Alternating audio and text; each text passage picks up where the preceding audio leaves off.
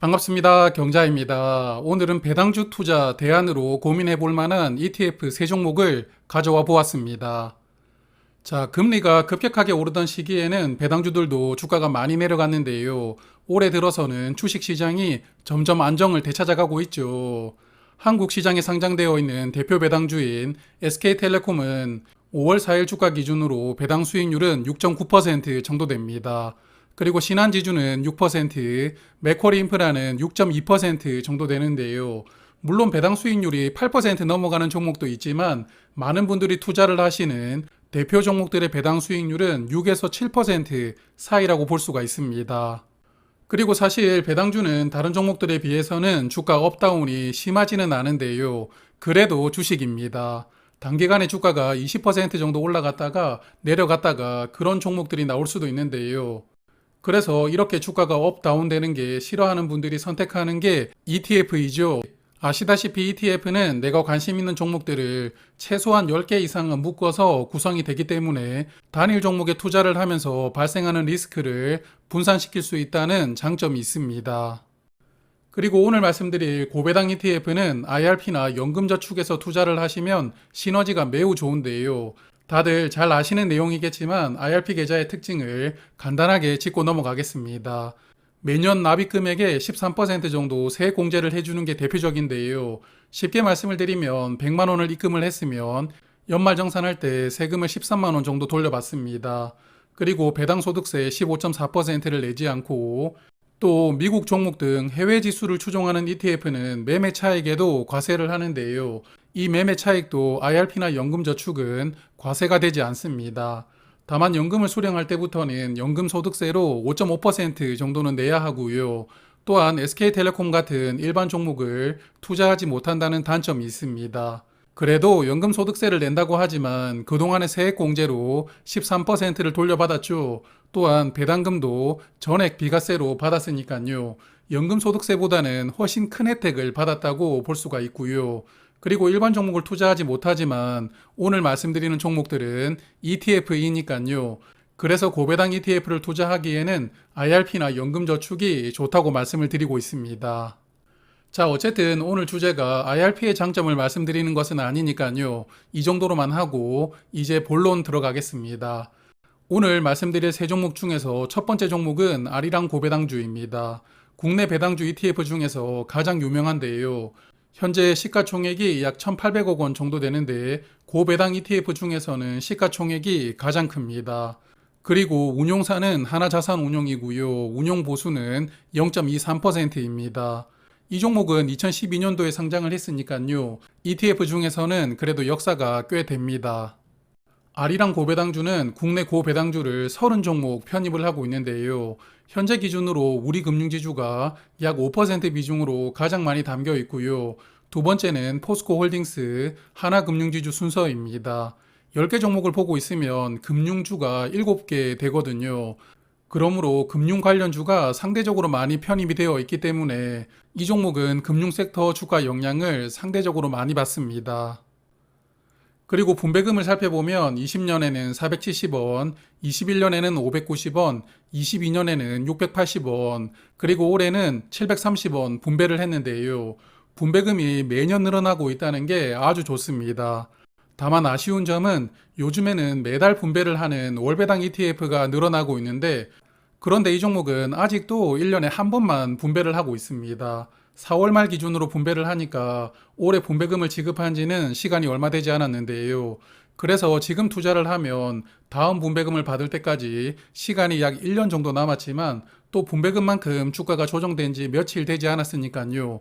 길게 보면서 투자하기에는 지금 들어가 보는 게 나쁘지는 않다고 생각을 합니다. 그리고 월봉 차트로 최근의 주가 흐름을 보면요. 코로나가 시작된 이후부터 주가 상승폭이 좋았습니다.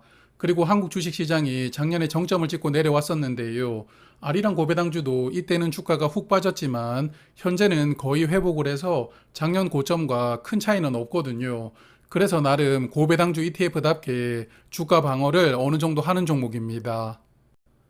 그리고 상장 이후부터 현재까지 주가 흐름을 보면요. 코로나가 터지면서 상장 직후 주가보다 내려간 적도 있었는데요. 하지만 이후에는 반등을 했고요. 그래서 차트를 크게 보면 그래도 주가는 우상향을 하고 있다고 볼 수가 있습니다. 그러므로 안정적인 주가 흐름 속에서 괜찮은 수준의 분배금을 매년 따박따박 주는 종목이니까요. 연금 계좌에서 길게 보면서 투자를 하기에는 적합하다고 생각을 합니다. 자, 두 번째 종목은 코덱스 고배당인데요. 앞서 소개드렸던 아리랑 고배당주와 성격이 비슷한데 약간 다른 점이 있습니다. 일단 이 종목은 2017년에 상장을 했는데요. 현재까지 6년 정도 운영이 되고 있고 시가총액이 285억 원으로 많지는 않습니다. 그리고 운영 보수는 0.3%로 아리랑 고배당주보다 약간 더 높습니다. 이 종목은 총 50개 종목을 편입을 하고 있는데요. 아리랑 고배당주보다 20개를 더 편입을 하고 있습니다. 그래서 더 많은 종목을 분산해서 투자를 하고 있기 때문에 종목 섹터가 다양하죠. KTNG나 현대차 사무비, 그리고 맥쿼리 인프라 등 비금융주들이 꽤 많이 담겨 있고요. 그래서 이 종목은 특정 섹터의 주가 영향을 비교적 적게 받을 수 있다는 것이 장점이라고 생각합니다. 그리고 분배금을 보면 22년까지는 1년에 한 번 분배를 하다가 22년 가을부터 분기배당으로 바꾼 것 같은데요. 일단 22년 분배금은 490원이었고 23년 분배금은 539원이었습니다.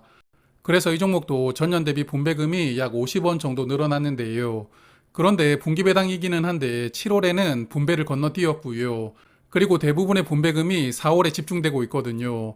그래서 무늬만 분기배당하는 거 아니냐 이런 생각이 듭니다. 5월 4일 주가 기준으로 분배율은 6.1%인데요. 아리랑 고배당주보다는 0.3% 정도 낮습니다. 상장 이후에 주가 흐름을 월봉 차트로 보면 역시나 코로나 직후에 주가가 크게 하락을 했지만 이후에는 다시 회복을 했고요. 최근에는 주가 하방을 지지를 하면서 이 종목도 어느 정도는 주가 방어를 하고 있습니다. 그러므로 코덱스 고배당도 어느 정도는 주가가 방어가 되면서도 괜찮은 수준의 분배금을 지급해 주는 게 장점이라고 봅니다. 자, 이제 마지막 종목인데요. 미국의 나스닥 100 지수를 추종하는 종목입니다. 타이거 미국 나스닥 100 커버드 콜인데요. 이 종목은 작년 9월에 상장을 했기 때문에 이제 상장한 지 반년 정도 시간이 흘렀습니다. 그리고 시가총액은 568억 원, 그리고 펀드 보수는 0.37%입니다. 이 종목은 나스닥 100 지수를 추종하고 있는데 나스닥에 상장된 종목 중에서 시가총액 순서로 100개 종목을 담고 있습니다. 뭐 100개 종목이라고 하긴 하지만 애플이 13%, 마이크로소프트가 10% 정도 담겨 있으니까요. 이 두 종목만 합쳐도 비중이 23%가 넘습니다. 그러므로 실질적으로는 시가총액이 매우 큰 몇 종목의 주가 흐름 영향을 받고 있다, 이렇게 생각이 됩니다. 자, 이 종목은 매달 분배를 하는 월배당 ETF입니다. 작년 9월에 상장을 해서 10월부터 첫 분배를 하기 시작했는데 올해 4월까지 분배금을 평균해보면 96원입니다. 이걸 12달러 환산을 해보면 1149원이고요. 연간 분배율이 무려 11.4%입니다. 분배율이 어마어마하죠. 이 종목은 주가의 1%를 매달 분배를 하는 구조인데요. 예를 들어서 주가가 10,000원이었다면 그달 분배금은 100원 이렇게 결정이 되고 있습니다. 이렇게 높은 분배율을 보여줄 수 있는 이유는 이 종목이 커버드 콜 전략으로 투자를 하기 때문인데요. 커버드 콜 전략은 자산의 일부를 옵션으로 매입을 하고 그걸 기반으로 배당을 하는 종목입니다. 그냥 특징을 심플하게만 말씀드리면 이 옵션 프리미엄으로 매달 배당을 할 수 있으니까요. 다른 종목들에 비해서 높은 분배금을 지급할 수가 있는 것인데요. 다만 이 옵션 때문에 주가가 크게 상승해도 상승분이 온전하게 적용되지 못하고요.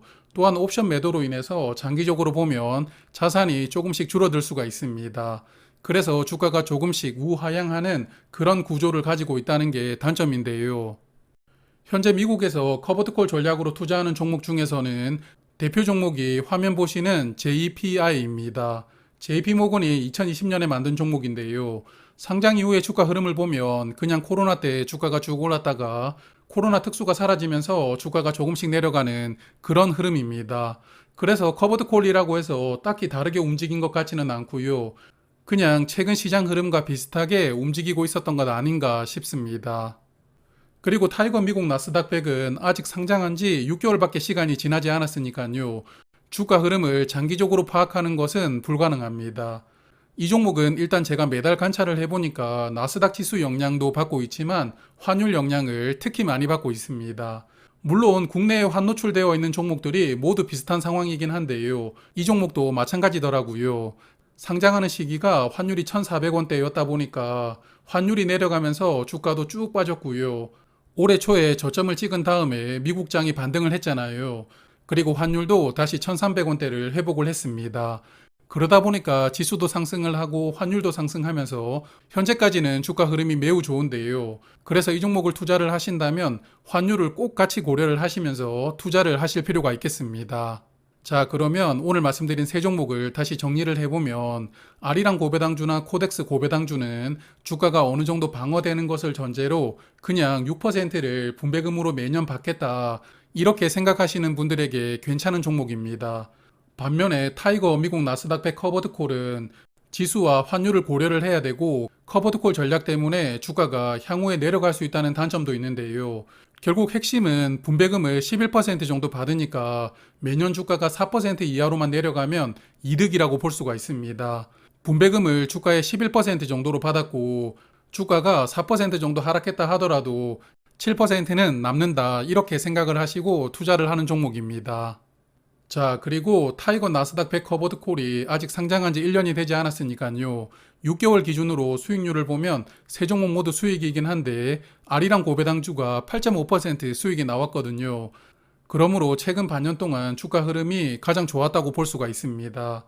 여하튼 이 세 종목은 어차피 높은 분배금을 주고 있으니까 분배금이 나오면 그걸 받아두었다가 주가가 내 평단가 아래로 내려온다면 주식을 꾸준히 늘려가면서 자산을 꾸준하게 키워가는 게 좋을 것 같습니다. 자, 그러면 오늘은 여기까지 말씀을 드리고요. 다음번에는 배당금과 주가 상승 두 마리 토끼를 한 번에 잡는 배당 성장 ETF를 몇 종목 추려서 소개를 드리겠습니다. 그럼 올해도 자산 많이 늘리시고요. 오늘도 고맙습니다.